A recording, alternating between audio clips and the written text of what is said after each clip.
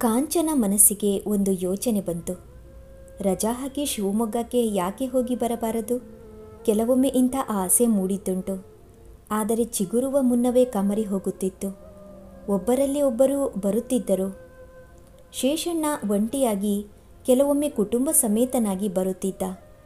ಆಮೇಲೆ ಆಗಾಗ ವಿವಿಧ ಕಾರಣಗಳನ್ನು ಮುಂದಿಟ್ಟುಕೊಂಡು ಶಶಿ ಬರುತ್ತಿದ್ದ. ಹೆಂಡತಿಯೊಂದಿಗೆ ಬಂದರೆ 4-6 ದಿನ ಜಾಂಡ ಹೂಡುತ್ತಿದ್ದ. ಖರ್ಚು, ಸಾಲದ ಗೊಂದಲವೇ ಅವಳ ಪ್ರಪಂಚವಾಗಿ ಬಿಡುತ್ತಿತ್ತು. ಬೆಳಗ್ಗೆಯೇ ಹೊರಟು ಬಿಡುವುದೆಂದು ತೀರ್ಮಾನಿಸಿ ರಜಾ ಚೀಟಿಯನ್ನು ಆಫೀಸರ್ ಮುಂದಿಟ್ಟಳು. ಅವರಿಗೆ ವಿಸ್ಮಯ. ಏನು ವಿಶೇಷ? ಯಾರ್ದಾದ್ರೂ ಮದುವೆನಾ? ಇಲ್ಲವೆನ್ನುವಂತೆ ತಲೆಯಾಡಿಸಿದಳು. ಅವಳ ಮದುವೆಯ ಬಗ್ಗೆ ಪ್ರಸ್ತಾಪಿಸಿದ್ದರೆ ಖುಷಿಯಾಗುತ್ತಿದ್ದಳೇನೋ. ಏನಿಲ್ಲ ಸರ್, ಹೋಗಬೇಕು ಅಂತ ಅನ್ನಿಸ್ತು, ಅಪರೂಪಕ್ಕೆ ಹೊರಟಿರೋದು. ಅವರುಗಳು ಬೇಗ ಕಳಿಸೋಕೆ ಒಪ್ಪೊಲ್ಲ ಎಂದಳು. ಅವಳ ಕೆಲಸದ ಬಗ್ಗೆ ಮೆಚ್ಚಿದ್ದ ಅವರು, ಓಕೆ, ಬರೀ ಆಫೀಸ್ ಆಗಬಾರ್ದು, ಪ್ರತಿಯೊಬ್ಬರಿಗೂ ಸ್ವಂತ ಬದುಕು ಅನ್ನೋದೊಂದು ಇರುತ್ತೆ. ಹ್ಯಾವ್ ಎ ನೈಸ್ ಟೈಮ್ ಶುಭ ಕೋರಿದರು. ಅವಳ ಮನ ಹಕ್ಕಿ ಆಯಿತು. ಮನೆಯವರಿಗಾಗಿ ಏನೇನು ಖರೀದಿಸಬೇಕೆಂದು ಪಟ್ಟಿ ಹಾಕಿಕೊಂಡಳು.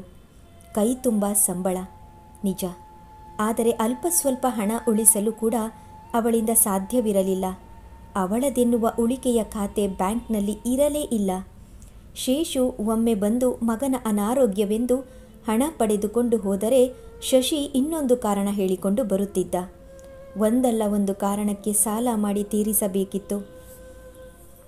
ಸಹೋದ್ಯೋಗಿಯಿಂದ ಸಾಲ ಪಡೆದೇ ಅಷ್ಟಿಷ್ಟು ಖರೀದಿಸಿ ಪ್ಯಾಕ್ ಮಾಡಿಕೊಂಡಳು.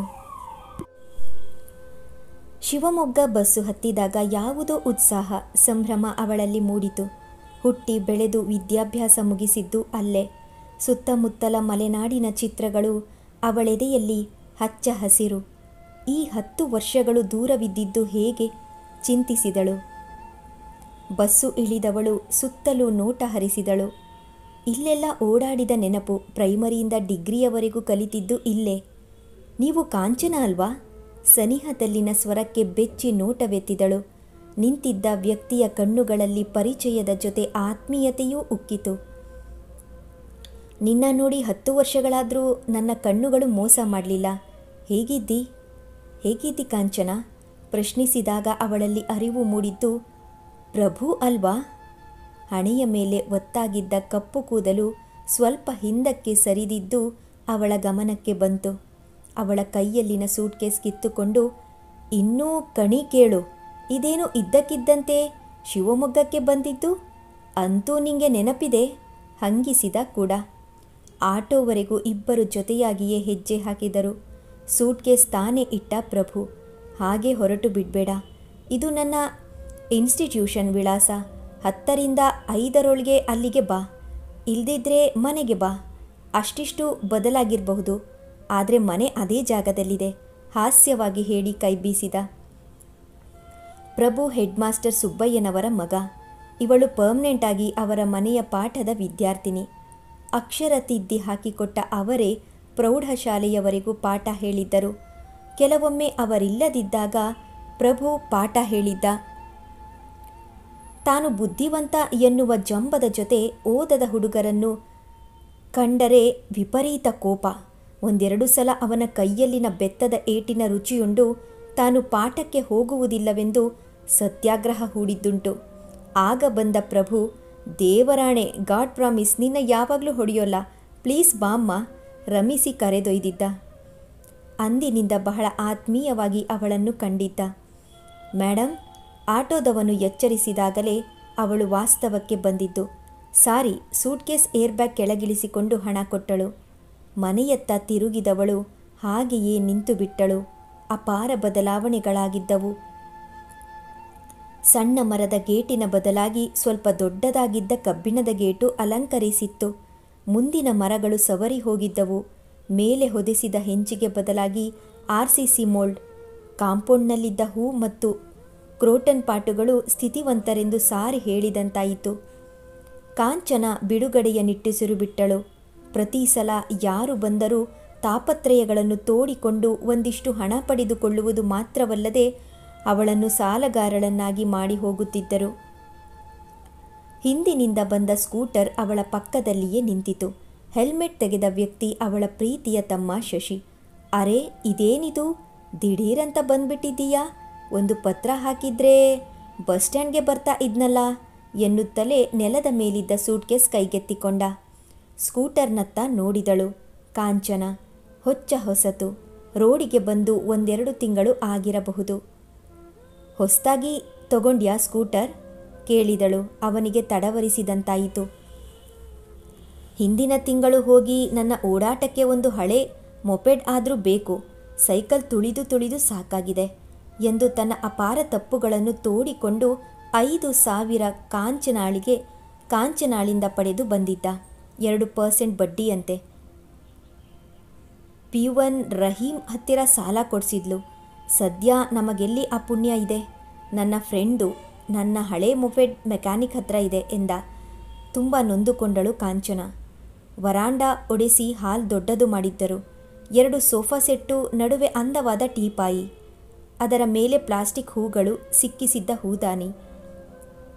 ಮಸುಕಾಗಿದ್ದ ಗೋಡೆಗಳು ಪಳಪಳನೆ ಹೊಳೆಯುತ್ತಿದ್ದವು. ಅವಳ ಮನಸ್ಸಿಗೆ ಹರ್ಷವನ್ನೇ ತಂದಿತು. ತಾನು ಪಟ್ಟ ಶ್ರಮ ಸಾರ್ಥಕವಾಯಿತೆಂದುಕೊಂಡಳು. ಹಾಲ್ನಲ್ಲಿಯೇ ನಿಂತ ಶಶಿ, ಯಾರು ಬಂದಿದ್ದಾರೆ ನೋಡು ಕೂಗಿದ. ಒಂದು ಕಡೆಯಿಂದ ಅತ್ತಿಗೆ, ಇನ್ನೊಂದು ಕಡೆಯಿಂದ ನಾದಿನಿ ಒಟ್ಟಿಗೆ ಬಂದರು. ಓ, ಒಟ್ಟಿಗೆ ರಾಗ ಎಳೆದರು. ಇವಳು ಬಂದಿದ್ದು ಅವರಿಗೆ ಇಷ್ಟವಾಗಲಿಲ್ಲವೆನ್ನುವ ಭಾವ ಅವರ ಮುಖದಲ್ಲಿ ವ್ಯಕ್ತವಾದರೂ ಅದನ್ನು ಗುರುತಿಸುವಂಥ ಬುದ್ಧಿವಂತಿಕೆ ಇವಳಾಗಿರಲಿಲ್ಲ. ಇವರುಗಳು ಬಂದ ಮೇಲೆ ಕಾಂಚನ ಬರುವುದು ತೀರಾ ಅಪರೂಪ. ಶಶಿ ಮದುವೆಯಾದ ಮೇಲಂತೂ ಅವಳು ಬಂದೇ ಇರಲಿಲ್ಲ. ಆಫೀಸ್ನಲ್ಲಿ ಹೆಚ್ಚು ಕೆಲಸದ ಒತ್ತಡವಿದ್ದುದರಿಂದ ಮದುವೆಗೂ ಅವಳು ಹೋಗಲಾಗಿರಲಿಲ್ಲ. ಆದರೆ ಹೋಗುವ ಆಸೆ ಇತ್ತು. ಅದನ್ನು ಲಗ್ನ ಪತ್ರಿಕೆ ಹಿಡಿದು ಬರುವ ಮುನ್ನವೇ ವ್ಯಕ್ತಪಡಿಸಿದ್ದಳು. ಇನ್ನೊಂದು ಲಗ್ನಕ್ಕೆ ಮುಹೂರ್ತ ಇಟ್ಟರಾಗೋಲ್ವೇನೋ? ಆ ಹೊತ್ತಿಗೆ ನನಗೆ ವಿಪರೀತ ಕೆಲಸವಿದೆ. ಶಶಿ ಕೈಯಾಡಿಸಿ ಬಿಟ್ಟಿದ್ದ. ಈ ಲಗ್ನ ಬಿಟ್ಟರೆ ಇನ್ನೊಂದು ವರ್ಷ ಬೇಕಾಗುತ್ತೆ. ಅದಕ್ಕೆ ನಾನು ತಯಾರು. ಅವರು ಒಪ್ಪಬೇಕಲ್ಲ. ತಾಳಿ ಕಟ್ಟಿದ ಕೂಡಲೇ ನಿನ್ನ ಆಶೀರ್ವಾದಕ್ಕೆ ಕರ್ಕೊಂಡು ಬರ್ತೀನಿ. ಅದೇನು ಉಡುಗೊರೆ ಕೊಡ್ತೀಯೋ ಕೊಡು ಎಂದಿದ್ದ. ಮದುವೆ ಖರ್ಚಿಗೆ ಅಂತ ಮೊದಲೇ ಹಣ ಪಡೆದುಕೊಂಡಿದ್ದ. ಮತ್ತೆ ಸುಲಿಯುವ ಯೋಚನೆ. ಆದರೆ ಆ ದೃಷ್ಟಿಯಲ್ಲಿ ಎಂದೂ ಯೋಚಿಸಲಾರಳು ಕಾಂಚನ. ಬಾ ಬಾ, ನಿಮ್ಮಣ್ಣ ಇಷ್ಟರಲ್ಲೇ ಬರೋರಿದ್ರು. ಒಂದು ಪತ್ರ ಬರೆದಿದ್ರೆ ನಾವೇ ಓಡಿ ಬರ್ತಾ ಇದ್ವಲ್ಲ. ಸುಮ್ಮನೆ ನೀನ್ಯಾಕೆ ಬರೋ ತೊಂದರೆ ತಗೊಂಡೆ? ಅರಿವಾಗದಂತೆ ವಕ್ರವಾದ ಮಾತು ಅವಳ ಬಾಯಿಂದ ಬಂದೇ ಬಿಟ್ಟಿತು. ಕಾಂಚನ ಉತ್ಸಾಹ ಕಾಲಬುಡದಲ್ಲಿ ಸುರಿದು ಹೋಯಿತು. ಆದರೂ ಸಾವರಿಸಿಕೊಂಡಳು. ಕನ್ನಡಕ ಸರಿ ಮಾಡಿಕೊಂಡು ನಗಲಾರದೆ ನಕ್ಕಳು.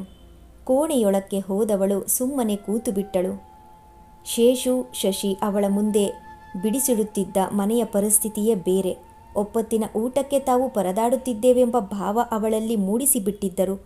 ಅರ್ಧ ಸಂಬಳ ತಿಂಗಳು ಇಲ್ಲಿಗೆ ಕಳುಹಿಸುವುದರ ಜೊತೆಗೆ ಆಗಾಗ ಇವರ ಬೇಡಿಕೆಗಳಿಗೆ ಸಾಲಕ್ಕೆ ಬಂದಿಯಾಗಬೇಕಿತ್ತು. ಶೇಷನ ಮಕ್ಕಳು ಓಡಿ ಬಂದರು. ಅತ್ತೆ, ನಮಗೇನು ತಂದಿದ್ದೀಯಾ? ಸೂಟ್ಕೇಸ್ ತೆಗೆದು ಅವರವರಿಗೆ ತಂದಿದ್ದು ಕೊಟ್ಟಳು. ಒಳ್ಳೆ ಅತ್ತೆ ಮುತ್ತಿಟ್ಟು ಓಡಿದವು. ಅವಳ ಡಿಗ್ರಿ ಮುಗಿದಾಗ ಕಾಂಚನ ಮದುವೆ ಮಾತುಕತೆಗಳು ಮನೆಯಲ್ಲಿ ಶುರುವಾದವು. ಒಂದಿಷ್ಟು ಓಡಾಟ ಕೂಡ. ಒಂದು ಸಣ್ಣ ಟೆಂಪ್ರವರಿ ಕೆಲಸ ಸಿಕ್ಕಾಗ ಅವಳೇ ನಿರಾಕರಿಸಿದ್ದಳು. ಈ ಪರಿಸ್ಥಿತಿಯಲ್ಲಿ ಮದುವೆಗೇನು ಅರ್ಜೆಂಟ್? ಒಂದಿಷ್ಟು ಶೇಷಣ್ಣನಿಗೆ ಒಳ್ಳೆ ಕೆಲಸ ಸಿಕ್ಕಲಿ, ಶಶಿ ಓದು ಮುಗೀಲಿ ಅಂಥ ವಿರೋಧ ಪ್ರಕ್ರಿಯೆಯೇನೂ ಸಿಗಲಿಲ್ಲ. ಬರೀ ಸಾರು ಅನ್ನಕ್ಕಿಂತ ಒಂದಿಷ್ಟು ಹುಳಿ ಪಲ್ಯ ತಿನ್ನಲು ಯಾರಿಗಿಷ್ಟವಿಲ್ಲ? ಹೂಗುಟ್ಟಿದರು. ಬೆಂಗಳೂರಿನ ಒಂದು ಹೆಸರಾಂತ ಕಂಪನಿಯಲ್ಲಿ ಕಾಂಚನಾಗೆ ಉದ್ಯೋಗ ಸಿಕ್ಕಾಗ ವಿಷಯ ಪೂರ್ತಿ ಮೂಲೆಗೆ ಬಿತ್ತು. ಗೊಣಗಾಡಲು ಅಮ್ಮನಿರಲಿಲ್ಲ. ಅಪ್ಪ ಆಗಾಗ ವಿಷಯ ಎತ್ತಿದರೂ ಅಂಥ ಪ್ರಯತ್ನವನ್ನೇನೂ ಮಾಡಲಿಲ್ಲ. ಶೇಷು ಮದುವೆ ಅವಳಿಗೆ ತಿಳಿಯದೆಯೇ ನಡೆದು ಹೋಯಿತು. ಅದಕ್ಕೆ ಅವನು ಕೊಟ್ಟ ಕಾರಣಗಳು 108.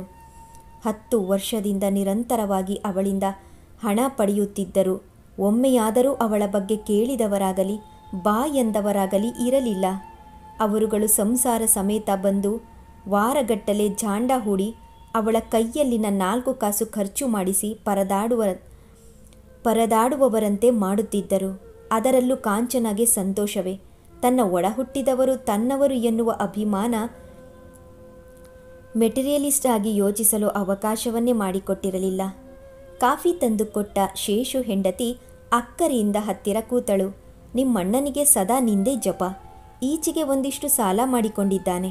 ಎಷ್ಟೇ ಕಷ್ಟವಿದ್ರೂ ಹೊರಗಿನ ಪ್ರಪಂಚಕ್ಕೆ ದರಿದ್ರ ತೋರಿಸಿಕೊಳ್ಳೋಕ್ಕಾಗುತ್ತಾ? ಏನೋ ಮನಸ್ಸಿನಲ್ಲಿಟ್ಟುಕೊಂಡು ಹೇಳಿದಳು. ಅವಳು ಕಾಫಿ ಲೋಟ ಹಿಡಿದೇ ಮೌನವಾಗಿ ತಲೆದೂಗಿದಳು. ನೀನು ಶತದಡ್ಡಿ ಪೆದ್ದಿ, ಸ್ವಲ್ಪವಾದರೂ ಕಾಮನ್ ಸೆನ್ಸ್ ಇಲ್ಲ. ಒಮ್ಮೆ ಪ್ರಭು ಅವಳನ್ನು ಹೀಯಾಳಿಸಿದ್ದನ್ನು ನೆನಪು ಮಾಡಿಕೊಂಡು ನಕ್ಕಳು. ಶೇಷು ಹೆಂಡತಿ ಗಾಬರಿಯಾದಳು. ಯಾಕೆ ನಗ್ತಾ ಇದ್ದೀಯಾ? ಲೋಟ ಪಕ್ಕಕ್ಕಿಟ್ಟಳು. ಏನಿಲ್ಲ ಅದಕ್ಕೆ, ಆಫೀಸ್ನಲ್ಲಿ ನಡೆದ ಯಾವುದೋ ಘಟನೆ ನೆನಪಿಗೆ ಬಂತು ಅಷ್ಟೆ. ಶೇಷು ಹೆಂಡತಿ ತೀರ ಸನಿಹಕ್ಕೆ ಬಗ್ಗಿದಳು. ಶಶಿ ಹೊಸ ಸ್ಕೂಟರ್ ತಗೊಂಡಿದ್ದಾನೆ. ನೀನು ಕೊಟ್ಯ ಹಣ? ಗಂಡ ಹೆಂಡತಿ ತುಂಬ ಬುದ್ಧಿವಂತರು. ಚಾಣಾಕ್ಷತನದಿಂದ ಹೇಳಿದಳು. ನನ್ನ ಹತ್ರ ಅಷ್ಟು ಹಣ ಎಲ್ಲಿ ಬರಬೇಕು? ಮೊಫೆಡ್ಗೆ ಅಂತ ಬಂದಿದ್ದ ಒಂದು 5,000 ಸಾಲ ತೆಗೆಸಿಕೊಟ್ಟೆ. ಸತ್ಯವನ್ನು ಉಸಿರಿದಳು. ಆಕೆ ಮುಖ ಊರಗಲವಾಗಿ ಕಣ್ಣುಗಳಲ್ಲಿ ಕಾಠಿಣ್ಯತೆ ಮಿನುಗಿತು. ಅದೆಷ್ಟು ಸುಳ್ಳು ಬಗಳಿದ್ದಾನೆ ನೋಡು. ಸಾಲ ತಗೊಂಡೆ, ತಿಂಗಳು ಕಂತು ಕಟ್ಟಬೇಕು ಅಂತ ಒದ್ದಾಡಿಕೊಂಡ ಬರೀ ಆಸೆ ಬುರುಕ. ಜಗತ್ತಿನಲ್ಲಿರೋದೆಲ್ಲ ತನಗೆ ಬೇಕೆನ್ನೋ ಅಷ್ಟು ದುರಾಸೆ. ಮೆಲುವಾಗಿ ಕೋಪ ಸೇರಿಸಿ ಗೊಣಗಿದಳು. ಅಷ್ಟರಲ್ಲಿ ಕೋಣೆಯ ಬಳಿ ಸದ್ದಾದಾಗ ಆಕೆ ಎದ್ದು ಹೋದಳು. ಕಾಂಚನಾಗೆ ಆರಾಮವೆನಿಸಿತು. 100 ಆಸೆಗಳನ್ನು ಹೊತ್ತು ಬಂದಿದ್ದಳು. ಬಾಗಿಲಲ್ಲೇ ತಮ್ಮ ಸುಳ್ಳಾಡಿದ್ದ. ಇಲ್ಲಿ ಅತ್ತಿಗೆ ಮತ್ತೊಂದು ವಿಧವಾಗಿ ಅವನ ಮೇಲೆ ಗೂಬೆ ಕೂರಿಸಿದ್ದಳು. ಇಂಥ ಅಗತ್ಯಗಳು ಇತ್ತ? ಶಶಿ ಸ್ಕೂಟರ್ ಕೊಂಡಿರೋದು ಅವಳಿಗೆ ಸಂತೋಷದ ವಿಷಯವೇ. ಹಿಂದಿನ ಓಣಿ ದಾಟಿ ಹಿತ್ತಲಿಗೆ ನಡೆದಳು. ಈಗಲೂ ಸೀಬೆ ಸಪೋಟ ಮರಗಳು ಇದ್ದವು. ಅಂಥ ಮಾರ್ಪಾಟೇನೂ ಕಾಣಲಿಲ್ಲ. ಸಂಪಿಗೆ ಮರದ ಕಾಂಡಕ್ಕೆ ಒರಗಿ ನಿಂತಳು. ವಯೋಧರ್ಮಕ್ಕೆ ಅನುಗುಣವಾಗಿ ಅವಳಲ್ಲಿ ಮೊಳಕೆಯೊಡೆದ ಕನಸುಗಳನ್ನು ಅಲ್ಲೇ ಚಿಗುಟಿ ಎಸೆದಿದ್ದಳು ಅಂದು. ಮದುವೆಯಾದ ಹೊಸದರಲ್ಲಿ ಬಂದಿದ್ದ ಶೇಷು ಪೇಚಾಡಿಕೊಂಡಿದ್ದ. ಮೊದಲು ನೀನು ಮದುವೆ ಮಾಡಿ ಮುಗಿಸ್ಬೇಕಿತ್ತು. ನಾನು ತೀರಾ ಇಕ್ಕಟ್ಟಿನಲ್ಲಿ ಸಿಕ್ಕಿಕೊಂಡು ಅವಳ ಕುತ್ತಿಗೆಗೆ ತಾಳಿ ಬಿಗಿಯಬೇಕಾಯಿತು. ಈಗ ನನ್ನ ಮೊದಲನೇ ಕೆಲಸ ನಿಂಗೊಂದು ಅನುವಾದ ಗಂಡು ನೋಡೋದು. ಅದ್ರವರೆಗೂ ಮಕ್ಕಳು ಮರಿ ತಾಪತ್ರಯ ಬೇಡ ಎಂದು ಪ್ರತಿಜ್ಞೆ ಮಾಡಿದವನು ಸ್ಯಾರಿ ಹೌಸ್ನಲ್ಲಿ 4 ಸೀರೆ ಮಡದಿಗೆ ತಗೊಂಡು ಸಾಲವನ್ನು ತಂಗಿಯ ಹೆಸರಿಗೆ ಬರೆಸಿ ಹೋದ. ಅದೇ ತಿಂಗಳಿಗೆ ಅಪ್ಪನಾದ. ಅದೊಂದು ಮಾತ್ರ ಗುಟ್ಟು. ನಂತರ 2 ಮಕ್ಕಳು. ಈಗ 3 ಮಕ್ಕಳ ಜನಕ. ಈ ಪರದಾಟದಲ್ಲಿ ತಂಗಿಗೆ ಗಂಡು ಹುಡುಕುವುದು ಮರೆತು ಹೋಯಿತೇನೋ. ಆಗಾಗ ಎತ್ತುತ್ತಿದ್ದ ಸುದ್ದಿಯನ್ನು ಈಗ ಪೂರ್ತಿ ನಿಲ್ಲಿಸಿಬಿಟ್ಟಿದ್ದ. ಬಾನು ಪೂರ್ತಿ ಕಪ್ಪಾಯಿತು. ಸಂಪಿಗೆಯ ಮರಕ್ಕೆ ಒರಗಿದ್ದವಳು ಅಲ್ಲಾಡಲಿಲ್ಲ. ನಿಧಾನವಾಗಿ ಪಸರಿಸುತ್ತಿದ್ದ ಕತ್ತಲು ಶಾಂತತೆಯನ್ನು ತಂದಿತು. ಈ ಪರಿಸರ ಅವಳಿಗೆ ಹೆಚ್ಚು ಹೆಚ್ಚು ಇಷ್ಟವಾಯಿತು.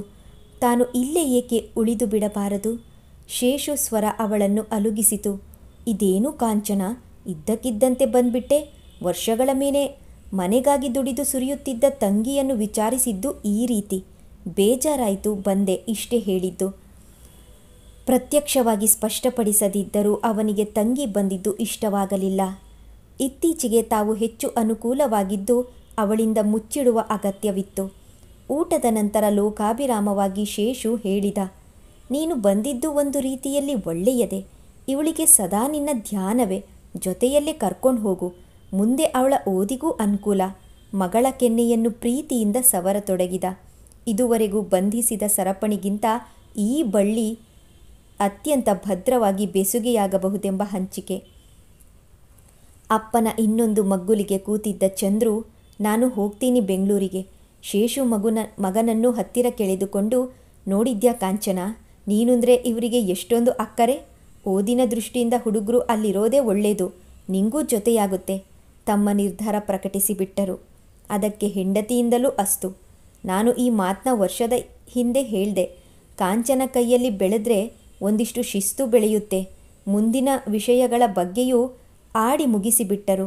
ಇನ್ನು ಮೇಲೆ ಅವರಿಬ್ಬರ ಪೂರ್ತಿ ಜವಾಬ್ದಾರಿ ಕಾಂಚನಾಳದು. ಇವಳ ಮೌನ ಒಂದು ರೀತಿ ಸಮ್ಮತಿ. ಸ್ವಲ್ಪ ಮುನಿಸಿನಿಂದ ಎದ್ದು ಹೋಗಿದ್ದು ಶಶಿ ಹೆಂಡತಿ. ಇನ್ನು ಮಕ್ಕಳ ಪೂರ್ತಿ ಹೊಣೆ ಕಾಂಚನಾಳಿಗೆ ವಹಿಸಿದ ಮೇಲೆ ಅಷ್ಟು ಪ್ರಮಾಣದ ಹಣ ಹೇಗೆ ಬರಲು ಸಾಧ್ಯ? ತಮ್ಮ ಒಬ್ಬ ಮಗುವನ್ನು ಇಲ್ಲೇ ಯಾಕೆ ಬಿಡಬಾರದು? ಗಂಡನ ಜೊತೆ ಆ ಮಾತು ಆಡಿ ಮುಗಿಸಿಬಿಟ್ಟಳು. ಅವರ ಮಕ್ಕಳು ಮಾತ್ರ ಯಾಕೆ? ನಮ್ಮ ಲತಾನೂ ಅಲ್ಲೇ ಕಳಿಸೋದು. ಅವರು ಅಣ್ಣನ ಮಕ್ಕಳು. ಆದರೆ ನನ್ನ ಮಗು ತಮ್ಮನದಲ್ವಾ? ಶಶಿ ಹಣೆಗೆ ಕೈಯೊತ್ತಿದ. ಇದು ಎಷ್ಟು ಸರಿ? ಅವಳಿಗೆ ಗಂಡ, ಮದುವೆ, ಮಕ್ಕಳು ಯಾವುದೂ ಇಲ್ಲ. ಹಣ ಕೇಳೋದು ಸರಿ. ಮಕ್ಕಳನ್ನ ನೋಡಿಕೊಳ್ಳೋಕ್ಕೆ ಪುರ್ಸೊತ್ತು ಎಲ್ಲಿ? ಅಣ್ಣನ ಮಕ್ಕಳಾದರೂ ದೊಡ್ಡೋರು, ನಮ್ಮದು ಚಿಕ್ಕದು. ಇರೋ ಒಂದು ಮಗುನ ನೋಡ್ಕೊಳ್ಳೋಕ್ಕಾಗಲ್ವಾ ನಿಂಗೆ? ಸ್ವಲ್ಪ ರೇಗಿದ. ಅವಳು ಪಟ್ಟಿನಿಂದ ಅಲ್ಲಾಡಲಿಲ್ಲ. ಅವರ ಮಕ್ಕಳು ಹೋಗೋದೇ ಬೇಡ, ಆರಾಮವಾಗಿ ಬರೋ ಹಣ ಅವರಿಗೆ ಇಲ್ಲೇ ಖರ್ಚಾಗುತ್ತೆ. ಅದು ನಿಮ್ಮ ಅಣ್ಣನಿಗೆ ಪ್ರಾಫಿಟ್, ನಮಗೆ ಲಾಸ್. ತನ್ನ ಲಾಜಿಕ್ನ ಅವನ ಮುಂದಿಟ್ಟಳು. ಸ್ವಲ್ಪ ಯೋಚಿಸಿದ ಮೇಲೆ ಅದು ಶಶಿಗೂ ನಿಜವೆನಿಸಿತು. ನಿನ್ನ ಮಾತು ನಿಜ, ನೋಡೋಣ ಏನಾದರೂ ಮಾಡೋಕ್ಕೆ ಸಾಧ್ಯವೇನೋ. ದೀರ್ಘ ಯೋಚನೆಗೆ ಇಳಿದ. 10ರ ಸುಮಾರಿಗೆ ಬಂದ ಕಾಂಚನ ಅವರ ಮಗಳ ಬಳಿ 4 ಮಾತು ಆಡಿದರು. ಈ ವಯಸ್ಸಿನಲ್ಲಿ ಏನೇ ಮಾತಾಡಿ ರಿಸ್ಕ್ ತೆಗೆದುಕೊಳ್ಳಲು ಅವರು ಸಿದ್ಧವಿಲ್ಲ. ತನ್ನ ಮದುವೆಯ ಮಾತು ತಂದೆಯ ಬಾಯಿಂದಲಾದರೂ ಬರಬಹುದೆಂದು ನಿರೀಕ್ಷಿಸಿದ್ದ ಅವಳಿಗೆ ನಿರಾಸೆಯಾಯಿತು. ತೆಪ್ಪಗೆ ಕಣ್ಮುಚ್ಚಿ ಮಲಗಿದಳು. ಬೆಳಗ್ಗೆ ಕಾಫಿ ಹಿಡಿದು ಬಂದ ಶಶಿ ಹೆಂಡತಿ ಪಿಸು ದನಿಯಿಂದ ಎಚ್ಚರಿಸಿದಳು. ಅತ್ತಿಗೆ, ನೀವು ಮಕ್ಕಳನ್ನ ಜೊತೆಯಲ್ಲಿ ಕರ್ಕೊಂಡು ಹೋಗೋಕ್ಕೆ ಒಪ್ಪಬೇಡಿ. ಡೊನೇಷನ್, ಫೀಸು, ಯೂನಿಫಾರ್ಮ್ ಒಂದೇ ಎರಡೇ. ಖರ್ಚು ನಿಮ್ಗ್ಯಾಕೆ ಆಗೋಲ್ಲಂತ ಒಂದೇ ಮಾತಿನಲ್ಲಿ ಹೇಳಿ. ಪಿಳಿ ಬಿಟ್ಟಳು ಕಾಂಚನ ಕಣ್ಣುಗಳನ್ನು. ತಾನು ಎಂದಾದರೂ ಹಾಗೆ ಹೇಳಿದ್ದುಂಟಾ ಎಂದು ಪ್ರಶ್ನಿಸಬೇಕೆನಿಸಿತು. ತೀರಾ ಮುಖಕ್ಕೆ ಹತ್ತಿರವಾಗಿ ಬಗ್ಗಿ, ನಿಮ್ಗೀ ಸಂಸಾರದ ಕಷ್ಟ ಗೊತ್ತಿಲ್ಲ. ಮಕ್ಕಳನ್ನ ಸುಧಾರಿಸೋದಂದ್ರೆ ಬಹಳ ಕಷ್ಟ. ಗಂಡ ಮಕ್ಕಳು ಇಲ್ಲೇ ಆರಾಮವಾಗಿದ್ದೀರಾ, ಇದನ್ನ ತಲೆ ಮೇಲೆ ಹಾಕ್ಕೋಬೇಡಿ. ನಿಷ್ಠುರವೇನೂ ಆಗೋಲ್ಲ. ತಿಂಗಳು ಬರೋ ಹಣ ಯಾರು ಬಿಟ್ಟಾರು? ಆಗೋಲ್ಲ ಅಂದು ಬಿಡಿ. ಅತ್ತಿತ್ತ ನೋಡಿ ಹೇಳಿದಳು. ಕಾಂಚನ ಬಾಯಿಂದ ಮಾತುಗಳೇ ಹೊರಡಲಿಲ್ಲ. ಆಮೇಲೆ ಅವಳಿಗೆ ಕಾಫಿಯೇ ಕುಡಿಯಬೇಕೆನಿಸಲಿಲ್ಲ. ಪ್ರೀತಿಯ ಸಂತೋಷದಲ್ಲಿ ತೇಲಬಹುದೆಂದು ಹಾರಿ ಬಂದಿದ್ದಳು. ಶೇಷು ಅಲ್ಲಿಗೆ ಬಂದ ಕೂಡಲೇ ಒಂದು ಅಹವಾಲು ತಂಗಿಯ ಮುಂದೆ ಸಲ್ಲಿಸುತ್ತಿದ್ದ. ನಿಮ್ಮ ಅತ್ತಿಗೆಗೆ ಸಣ್ಣ ಹಸಿರು ಬಾರ್ಡರಿನ ಮೈಸೂರು ಸಿಲ್ಕ್ ಸೀರೆ ಬೇಕಂತೆ. ನಾನು ಬೇಡ ಅಂದ್ರೂ ಪಟ್ಟು ಹಿಡಿದಿದ್ದಾಳೆ. ಅದೇನು ಸೀರೆ ಹುಚ್ಚೋ? ಮಡದಿಯ ಬಗ್ಗೆ ಬೇಸರ ವ್ಯಕ್ತಪಡಿಸಿದರೂ ಸೀರೆಯನ್ನು ಜೊತೆಯಲ್ಲೇ ಒಯ್ದೇ ಬಸ್ಸು ಹತ್ತುತ್ತಿದ್ದುದು. ಅವರ ಆಫೀಸ್ನಲ್ಲೆಲ್ಲ ಆಶ್ಚರ್ಯಪಡುತ್ತಿದ್ದರು. ಕೈ ತುಂಬ ಸಂಬಳ ಪಡೆಯುವ ಕಾಂಚನ ವರ್ಷಕ್ಕೊಂದು ಸೀರೆ ತನಗಾಗಿ ಕೊಳ್ಳುತ್ತಿರಲಿಲ್ಲ. ಆಗಾಗ ಅವರಿವರಲ್ಲಿ ಬಡ್ಡಿಗೆ ಹಣ ಪಡೆಯುತ್ತಿದ್ದುದು ಎಲ್ಲರಿಗೂ ಗೊತ್ತು. ತಾನಾಗಿ ಹೇಳದಿದ್ದರೂ ಹೇಗೋ ವಿಷಯ ಮುಟ್ಟಿ ಕುಹಕವಾಡುತ್ತಿದ್ದರು ಅವರುಗಳು. ಇದು ತೀರಾ ಪೆದ್ದುತನ. ದುಡಿದು ಅವರಿಗೆ ಸುರಿಯೋದಂದ್ರೇನು? ಅದಕ್ಕೆ ಮದುವೆ ಮಾಡೋ ಯೋಚನೆನೂ ಬಿಟ್ಟು ಸಾಲಗಾರರ ಹಾಗೆ ಹಣ ವಸೂಲಿಗೆ ಬರ್ತಾರೆ. ಇಂಥ ಅರ್ಥ ಬರುವ ಕೆಲವು ಮಾತುಗಳು ಅವಳ ಕಿವಿಯ ಮೇಲೆ ಬಿದ್ದಾಗ ನೊಂದುಕೊಳ್ಳುತ್ತಿದ್ದಳು. ಅವರುಗಳ ಕಷ್ಟ ತಾಪತ್ರಯಗಳನ್ನು ಸುಲಭವಾಗಿ ನಂಬಿಬಿಡುತ್ತಿದ್ದಳು. ಒತ್ತು ಶಾವಿಗೆ ಮಾಡಿ ಬಡಿಸಿದ ಅತ್ತಿಗೆ ಶಶಿ ಹೆಂಡತಿ ಪಕ್ಕದ ಮನೆಗೆ ಹೋಗಿದ್ದನ್ನು ಗಮನಿಸಿ ಬುದ್ಧಿ ಹೇಳಿದಳು. ನೀನು ಶಶಿ ಮಾತು ನಂಬಿ ಹಣ ಕೊಡಬೇಡ. ಅವರಿಗೇನು ದಳ್ಳಾಳಿ ಕೆಲಸದಲ್ಲಿ ಒಳ್ಳೆ ಕಮಾಯಿದೆ. ಎಷ್ಟು ಚಿನ್ನ ಮಾಡಿಸಿದ್ದಾನೆ ಹೆಂಡ್ತಿಗೆ. ನಿಮ್ಮಣ್ಣ ಎಲ್ಲ ತಲೆ ಮೇಲೆ ಹಾಕ್ಕೊಂಡು ನಡೆಸಿಕೊಂಡು ಹೋಗ್ತಾ ಇರೋ ದಿಕ್ಕೆ ಇದೊಂದು ಸಂಸಾರ. ಗಂಡನ ಬಗ್ಗೆ ಸಹಾನುಭೂತಿ ವ್ಯಕ್ತಪಡಿಸಿದಳು. ಅವಳ ಕೈಯಲ್ಲಿನ ಬಳೆ, ಕುತ್ತಿಗೆಯಲ್ಲಿನ ಒತ್ತು ಅವಲಕ್ಕಿ ಸರ ಅವರ ಬಡತನವನ್ನು ಸಾಬೀತುಪಡಿಸುವಂತಿತ್ತು. ಕಾಂಚನಾಗೆ ಎಲ್ಲ ಗೊಂದಲವಾಗಿ ಕಂಡಿತು. ಶ್ರೀಮಂತರ ಮನೆಯ ಭೋಗ ಭಾಗ್ಯಗಳೆಲ್ಲವೂ ಇಲ್ಲಿ ಲಭ್ಯವಾಗಿದ್ದವು. ಕೆಲಸಕ್ಕೆ ಆಳು, ಮನೆಯಲ್ಲಿ ಯಥೇಚ್ಛವಾಗಿ ಹಾಲು ತುಪ್ಪ, ಸದಾ ಮನೆಯಲ್ಲಿ ತುಂಬಿರುತ್ತಿದ್ದ ಹಣ್ಣು ಹಂಪಲು, ಸದಾ ಫ್ರಿಡ್ಜ್ನಲ್ಲಿ ಸಿದ್ಧವಾಗಿರುತ್ತಿದ್ದ ಥಮ್ಸಪ್ ಬಾಟಲುಗಳ ಜೊತೆ ಐಸ್ ಕ್ರೀಮ್. ನನಗೆ ಅರ್ಥವಾಗೋಲ್ಲ ಅತ್ತೆ, ಮೇಲೆದ್ದಳು. ಕೈ ಹಿಡಿದ ಶೇಷು ಹೆಂಡತಿ, ಇನ್ಮೇಲೆ ನೇರವಾಗಿ ಇಲ್ಲಿಗೆ ಹಣ ಕಳಿಸಲೇಬೇಡ. ಹೇಗೂ ಹುಡುಗರು ಅಲ್ಲೇ ಇರ್ತಾರೆ. ಅವರ ಖರ್ಚು ಕಳೆದು ಉಳಿದಿದ್ದನ್ನು ಅವರ ಹೆಸರಿನಲ್ಲಿ ಬ್ಯಾಂಕ್ಗೆ ಹಾಕ್ಬಿಡು. ಬುದ್ಧಿ ಮಾತು ಹೇಳಿದರು. ಹೂಗುಟ್ಟಿ ಹೊರ ನಡೆದಳು. ಗೇಟು ದಾಟುವಾಗ ಎದುರಾದ ಶಶಿ ಹೆಂಡತಿ ಮುಖವೆಲ್ಲ ಬಾಯಿ ಮಾಡಿಕೊಂಡಳು. ಎಲ್ಲಿಗೆ ಹೊರಟಿರೋದು? ನನ್ನ ಮಗುನ ಬೇಕಾದರೆ ನಿಮಗೆ ದತ್ತುಗೆ ಮಾಡಿಕೊಡ್ತೀನಿ, ತಮಾಷೆಯಾಗಿ ಅಂದಂತಿತ್ತು. ಮೊದಲ ಸಲ ಕಾಂಚನ ನಕ್ಕು ಬಿಟ್ಟಳು. ಅಂಥ ಅಗತ್ಯವೇನಿದೆ? ನನಗೇನು ಲಕ್ಷಾಂತರದ ಆಸ್ತಿನ? ಶಶಿ ಹೆಂಡತಿಯ ಮುಖ ವಿವರಣವಾಯಿತು. ಓಹೋ, ಹಾಗಾದರೆ ಅವರ ಮಕ್ಕಳನ್ನು ಜೊತೆಯಲ್ಲಿ ಕರ್ಕೊಂಡು ಹೋಗಬೇಕು ಅಂತ ತೀರ್ಮಾನ ಮಾಡಿಬಿಟ್ಟಿದ್ದೀಯಾ? ಇದು ನನಗೂ ಅವರಿಗೂ ಸಮ್ಮತವಲ್ಲದ ವಿಷಯ, ಮುಖದ ಮೇಲೊಡೆದಂತೆ ಹೇಳಿದಳು. ದಿಗ್ಭ್ರಾಂತಳಾದಳು ಕಾಂಚನ. ತಮ್ಮ ಪಿತ್ರಾರ್ಜಿತ ಆಸ್ತಿ ಅವಳು ಎನ್ನುವಂತೆ ಮಾತಾಡುತ್ತಿದ್ದಳು. ಅವಳಿಗೆ ಮನಸ್ಸು, ಹೃದಯ, ಭಾವನೆಗಳಿವೆ ಎಂದು ಅವರು ಒಪ್ಪಲು ಸಿದ್ಧರಿದ್ದ ಹಾಗೆ ಕಾಣಲಿಲ್ಲ. ಆಯಿತು, ತಲೆ ತಗ್ಗಿಸಿಕೊಂಡು ಗೇಟು ತೆಗೆದಳು. ಪರಿಚಿತವಾದ ಹಾದಿ. ಅಷ್ಟಿಷ್ಟು ಬದಲಾವಣೆಗಳಾಗಿದ್ದರೂ ಅಲ್ಲಲ್ಲಿ ಒಂದೊಂದು ಪರಿಚಿತ ಮುಖಗಳು ಕಾಣಿಸಿಕೊಂಡು ದಿಟ್ಟಿಸಿದವು. ಎಲ್ಲರ ಕಣ್ಣುಗಳಲ್ಲಿ ಒಂದು ರೀತಿಯ ಆಶ್ಚರ್ಯ ಕಾಣುತ್ತಿತ್ತು. ಅದಕ್ಕೆಲ್ಲ ಅವಳ ಬಳಿ ಉತ್ತರವಿರಲಿಲ್ಲ. ಪ್ರಭು ಕೊಟ್ಟ ವಿಳಾಸದ ಕಾರ್ಡು ತಂದಿರಲಿಲ್ಲವಾದ್ದರಿಂದ ಮನೆಗೆ ಹೋಗುವುದು ಅನಿವಾರ್ಯವಾಗಿತ್ತು. ಅವನು ಈ ವೇಳೆಯಲ್ಲಿ ತನ್ನ ಸಂಸ್ಥೆಯ ಕಾರ್ಯಾಲಯದಲ್ಲಿ ಸಿಗುವುದಾಗಿ ಹೇಳಿದ್ದ. ಮನೆಯಲ್ಲಿ ವಿಚಾರಿಸಿಕೊಂಡು ಹೋದರಾಯಿತೆಂದುಕೊಂಡೇ ಅತ್ತ ಹೆಜ್ಜೆ ಹಾಕಿದಳು. ಸುಬ್ಬಯ್ಯ ಹೆಡ್ ಮಾಸ್ಟರ್ ಮನೆ ಬಹಳಷ್ಟು ಪರಿಚಿತವಾದ ಪ್ರಿಯವಾದ ಸ್ಥಳ. ಮುದಗೊಂಡಿದ್ದು ಗೇಟು ತೆರೆದಾಗ ಮನೆಯಲ್ಲಿ ಹಿಂದಿನ ಹಾಗೆ ಮನೆಯವರ ವಿದ್ಯಾರ್ಥಿಗಳ ಕಲರವ ಇರಲಿಲ್ಲ. ಅತ್ಯಂತ ನಿಶ್ಶಬ್ದವಾಗಿತ್ತು. ಅನುಮಾನದಿಂದಲೇ ಕಾಲಿಂಗ್ ಬೆಲ್ ಒತ್ತಿದಳು.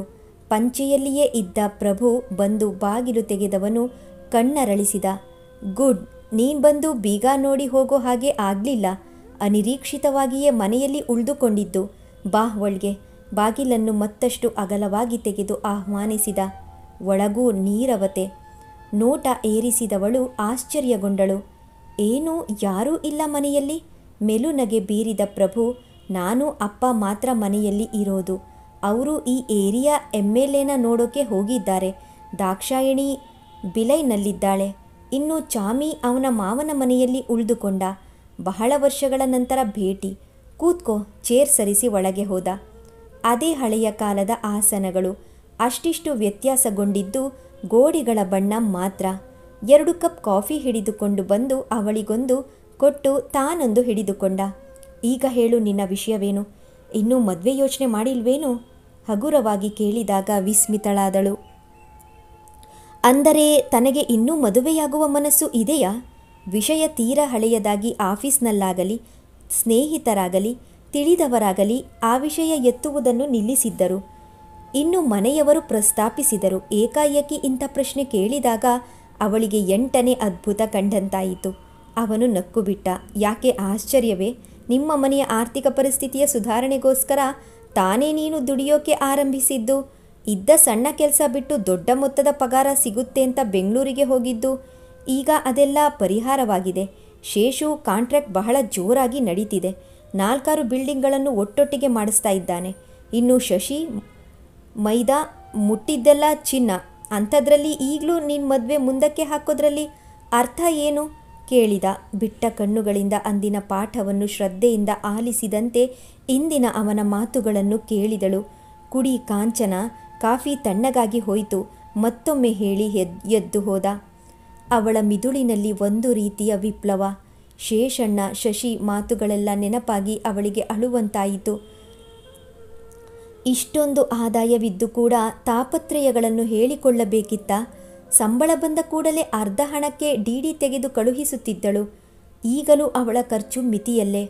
ಅಷ್ಟು ದೊಡ್ಡ ಸಂಬಳ ಪಡೆಯುವ ಅವಳು ಒಂದು ಕಲರ್ ಟಿವಿ ಕೊಳ್ಳುವುದಾಗಿರಲಿಲ್ಲ. ಪುಟ್ಟ black and white TV second hand ಕಂತಿನಲ್ಲಿ ಕೊಂಡಿದ್ದು. ಅದಕ್ಕೂ ಶೇಷು ಆಕ್ಷೇಪವಿತ್ತಿದ್ದ. ಸುಮ್ಮನೆ ಇಂಥ ವಸ್ತುಗಳಿಗೆ ಹಣ ಯಾಕೆ? ನಾವು ಲಕ್ಸುರಿಯಸ್ ಗೂಡ್ಸ್ ಕೊಳ್ಳೋ ಸ್ಥಿತಿಯಲ್ಲಿ ಇದ್ದೀವಾ? ಆಗ ನಿಜವಾಗಿ ನೊಂದಿದ್ದಳು. ಈಗ ಇಲ್ಲಿ ಕಲರ್ ಟಿವಿ ಜೊತೆಗೆ VCR ಕೂಡ ಇತ್ತು. ಇದು ಯಾವ ವರ್ಗಕ್ಕೆ ಸೇರುತ್ತೆ? ಅವಳಿಗಂತೂ ಗೊತ್ತಿಲ್ಲ. ಮತ್ತೆ ಪ್ರಭು ಬಂದಾಗಲೂ ಕಾಫಿ ಅವಳ ಮುಂದೆಯೇ ಇತ್ತು. ದಿಟ್ಟಿಸಿ ನೋಡಿದ. ಅವಳೆಲ್ಲ ಮನಸ್ಸಿನ ಭಾವನೆ ಅನಿಸಿಕೆಗಳಿಗೆ ರಾಹು ಬಡಿದಿದೆ ಎನಿಸಿತು. ಅದು ಅರ್ಥವೂ ಆಯಿತು ಅವನಿಗೆ. ಒಮ್ಮೆ ಸಿಕ್ಕಾಗ ಶೇಷುನ ಕೇಳಿದ್ದ, ಯಾವಾಗ ಕಾಂಚನ ಮದುವೆ? ಮೇಲಕ್ಕೂ ಕೆಳಕ್ಕೂ ನೋಡಿ ಹಣೆಯ ಮೇಲೆ ಬೆಟ್ಟು ಆಡಿಸಿ, ಅವಳ ಹಣೆಯಲ್ಲಿ ಮದುವೆ ಬರ್ದಿಲ್ಲ. ನಾನು ಎಷ್ಟೋ ಪ್ರಯತ್ನ ಮಾಡಿದೆ. ವಯಸ್ಸಿಗಿಂತ ಹೆಚ್ಚಾಗಿ ಅವಳು ಮುಪ್ಪಾಗಿದ್ದಾಳೆ. ಅದಕ್ಕಿಂತ ಹೆಚ್ಚಾಗಿ ಅವಳ ಮನಸ್ಸು ಮುಪ್ಪಾಗಿದೆ. ಏನೂ ಪ್ರಯೋಜನವಿಲ್ಲ. ಬಲವಂತ ಮಾಡಿದರೆ ಅವಳಿಗೆ ಹೊರೆಯಾಗುತ್ತಷ್ಟೇ. ಕೈಯಾಡಿಸಿ ಬಿಟ್ಟಿದ್ದ. ಅದೆಲ್ಲ ಎಷ್ಟು ಸುಳ್ಳು ಅಂತ ಬಸ್ ಸ್ಟ್ಯಾಂಡ್ನಲ್ಲಿ ಕಾಂಚನಾಳ ನೋಡಿದಾಗಲೇ ಅವನಿಗೆ ಗೊತ್ತಾಗಿದ್ದು.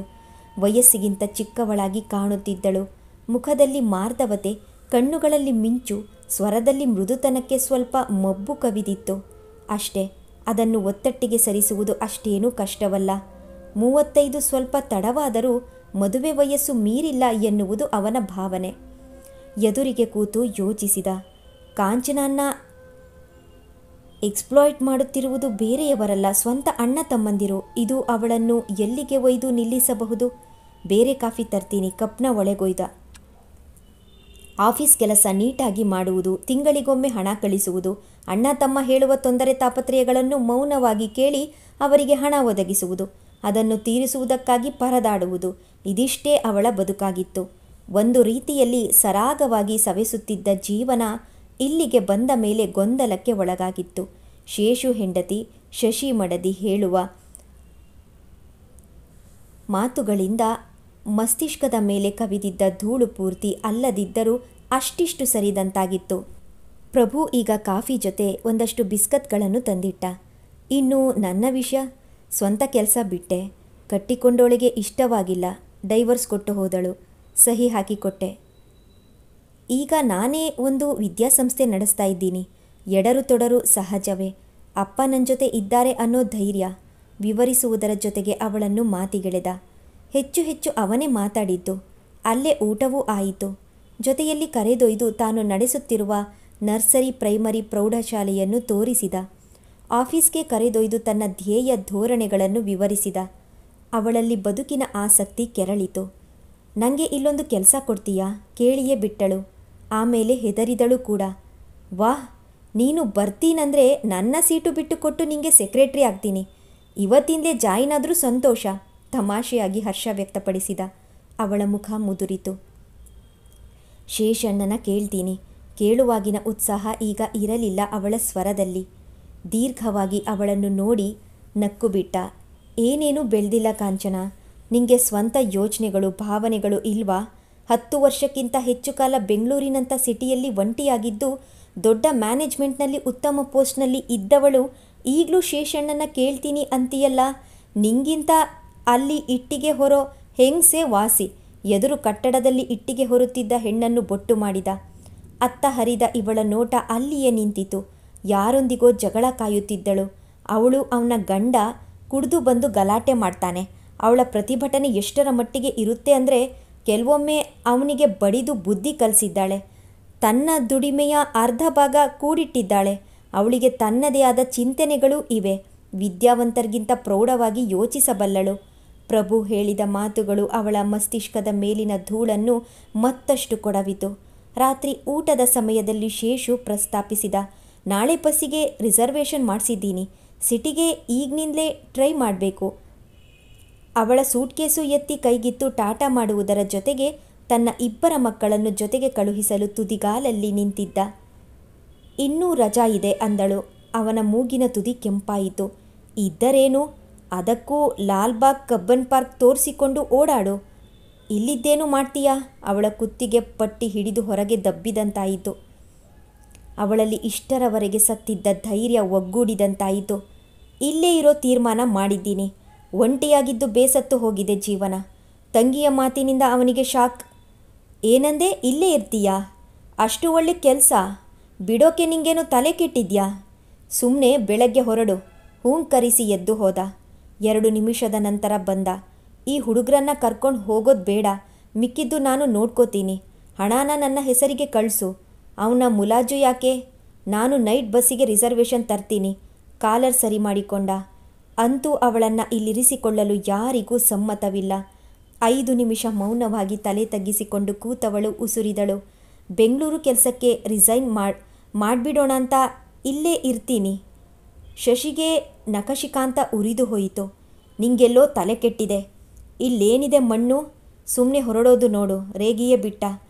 ತಾಳ್ಮೆ ಕಳೆದುಕೊಳ್ಳಲಿಲ್ಲ ಕಾಂಚನ. ಅಲ್ಲಿ ಬರ್ತಾ ಇದ್ದ ಸಂಬಳದ ಉಪಯೋಗ ಬರೀ ಕಾಲು ಭಾಗದ್ದು ಮಾತ್ರ ನನಗೆ ಸಾಕಾಗಿತ್ತು. ಪ್ರಭು ತನ್ನ ಸಂಸ್ಥೆಯಲ್ಲಿ ಕೆಲಸ ಕೊಡ್ತೀನಿ ಅಂದಿದ್ದಾನೆ. ಸಂಬಳ ಕಮ್ಮಿನೇ ಇರಬಹುದು, ಕೆಲಸದಲ್ಲಿ ತೃಪ್ತಿ ಇರುತ್ತೆ. ಇದಿಷ್ಟು ಧೈರ್ಯವಾಗಿ ಉಸುರಿದಳು. ಈಗ ಅಣ್ಣ ತಮ್ಮಂದಿರ ಜೊತೆ ಅವರ ಮಡದಿಯರು ಒಂದಾಗಿ ಬಿಟ್ಟರು. ತಲಾ ಒಂದೊಂದು ಮಾತು. ನೈಟ್ ಬಸ್ಗೆ ಹುಡುಗರ ಜೊತೆ ಹೊರಡಬೇಕೆಂಬ ಸುಗ್ರೀವಾಜ್ಞೆ ಪಾಸ್ ಮಾಡಿಯೇ ಬಿಟ್ಟರು. ಸೂಟ್ಕೇಸ್ ಸರಿ ಮಾಡ್ಕೊ, ಶೇಷು ಹೇಳಿ ಹೊರಟ. ಹುಡುಗರ ಬಟ್ಟೆ ಬರೆ ಇದರಲ್ಲಿದೆ. ಅತ್ತಿಗೆ ಒಂದು ದೊಡ್ಡ ಸೂಟ್ಕೇಸು ಜೊತೆ ಒಂದು ಬ್ಯಾಗನ್ನು ಸಿದ್ಧ ಮಾಡಿ ತಂದಿಟ್ಟಳು ಅವಳ ಮುಂದೆ. 1 ಗಂಟೆಯ ಹಿಂದೆ ಬಂದಿದ್ದ ಪ್ರಭು ಒಂದು ಮಾತು ಹೇಳಿ ಹೋಗಿದ್ದ. ನನ್ನ ಕೆಲಸ ಕಾರ್ಯಗಳಲ್ಲಿ ಸಹಭಾಗಿಯಾಗಲು ಒಬ್ಬರು ಬೇಕು. ನೀನು ಇಷ್ಟಪಟ್ಟರೆ ನನ್ನ ಸಂಸ್ಥೆಯ ಬಾಗ್ಲು, ನನ್ನ ಮನೆಯ ಬಾಗ್ಲು ನಿಂಗಾಗಿ ತೆರೆದಿರುತ್ತೆ. ನಿರ್ಧಾರ ನಿಂದೆ. ಶೇಷು ದೊಡ್ಡ ದನಿಯಲ್ಲಿ ಹಾರಾಡಿದ್ದ. ಅವನ ಆದರ್ಶಗಳಿಗೆ ಬೆಂಕಿ ಬಿತ್ತು. ಕಾಸಿಲ್ಲ ಕವಡೆ ಇಲ್ದ ಗೇಯ್ಮೆ ಅವನದು. ಅವನ ಮಾತು ನೆಚ್ಚಿಕೊಂಡು ಹೋದರೆ ಬೀದಿಯಲ್ಲಿ ನಿಲ್ತೀಯ. ತೆಪ್ಪಗೆ ಬಸ್ಸು ಹತ್ತೋದು ಕಲಿ. ಅವಳ ಮೇಲೆ ಪ್ರತಿಬಂಧಕಾಜ್ಞೆ. ಶೇಷು ಶಶಿ ಮನೆ ಬಿಟ್ಟು ಹೊರಡಲೇ ಇಲ್ಲ. ಪ್ರಭು ಬಗ್ಗೆ ಆರೋಪಗಳ ದೊಡ್ಡ ಪಟ್ಟಿಯನ್ನು ಒಬ್ಬರ ತಪ್ಪ ಒಬ್ಬರು ಹೇಳತೊಡಗಿದರು. ಕಾಂಚನಾಳ ತಲೆ ಕೆಟ್ಟಂತಾಯಿತು. ಇನ್ನು ಬಸ್ಸಿಗೆ ಅರ್ಧ ಗಂಟೆ ಇದೆ ಎನ್ನುವಾಗಲೇ ಶಶಿ ಆಟೋ ತಂದು ನಿಲ್ಲಿಸಿದ. ಶೇಷು ಮಕ್ಕಳ ಲಗೇಜ್ ಜೊತೆ ಅವಳ ಸೂಟ್ಕೇಸ್ಗಳನ್ನು ತಂದಿಟ್ಟ. ಮೌನವಾಗಿ ಹತ್ತಿ ಕೂತಳು. ಶೇಷು ಹತ್ತಿದ. ಸ್ವಂತ ನಿರ್ಧಾರ ತೆಗೆದುಕೊಳ್ಳಲಾರದಂಥ ದೌರ್ಬಲ್ಯವೇ. ಆಟೋ ವೇಗವಾಗಿ ಹೋಗುತ್ತಿತ್ತು. ತಟ್ಟನೆ ಕಾಂಚನ ಸ್ವಲ್ಪ ಆಟೋ ನಿಲ್ಲಿಸಿ ಕೂಗಿದಳು. ನಿಂತ ಆಟೋದಿಂದ ಇಳಿದು ತನ್ನ ಲಗೇಜ್ ಇಳಿಸಿಕೊಂಡಳು. ನಾನು ಪ್ರಭು ಸಂಸ್ಥೆಯಲ್ಲಿ ಕೆಲಸ ಮಾಡೋ ತೀರ್ಮಾನ ಮಾಡಿದ್ದೀನಿ. ನನ್ನ ನಿರ್ಧಾರ ಅಚಲವಾಗಿದೆ. ಈಗಲಾದರೂ ನಾನು ಮೆಜಾರಿಟಿಗೆ ಬಂದಿದ್ದೀನಿ ಅಂತ ತಿಳ್ಕೋ ಶೇಷು ಎಂದವಳು ನಡೆಯತೊಡಗಿದಳು. ಶೇಷು ಬಾಯಿಂದ ಮಾತುಗಳೇ ಹೊರಡಲಿಲ್ಲ.